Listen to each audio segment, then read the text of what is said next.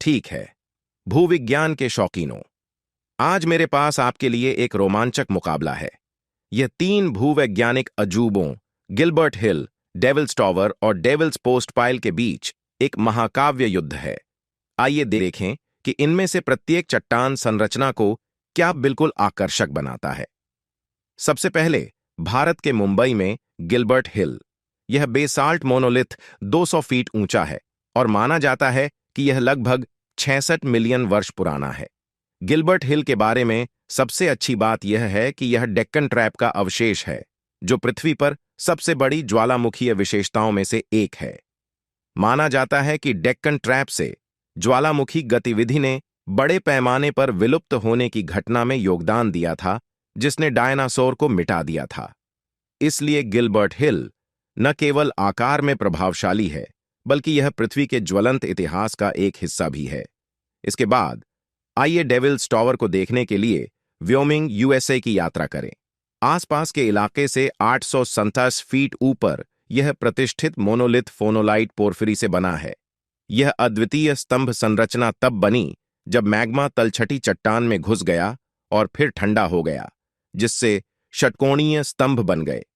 स्थानीय मूल अमेरिकी किंवदंतियों का कहना है कि डेविल्स टॉवर के किनारों पर खांचे एक विशाल भालू द्वारा शीर्ष तक पहुंचने की कोशिश करते समय बनाए गए थे। चाहे आप किंवदंतियों या भूविज्ञान में रुचि रखते हों, डेविल्स टॉवर की आकर्षक उपस्थिति आपको विस्मय में डाल देगी।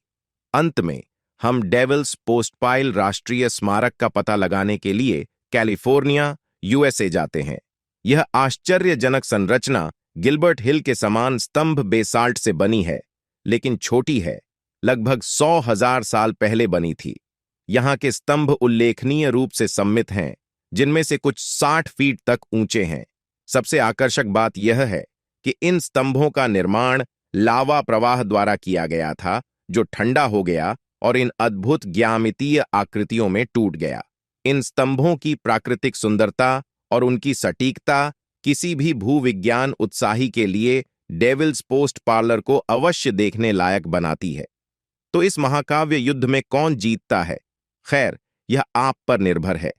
चाहे आप गिलबर्ट हिल के प्राचीन इतिहास, डेविल्स टॉवर की पौराणिक स्थिति या डेविल्स पोस्ट पाइल की सममित सुंदरता से मोहित हों, इनमें से प्रत्येक भूवैज्ञानिक चमत्कार की अपनी अनूठी कहानी है।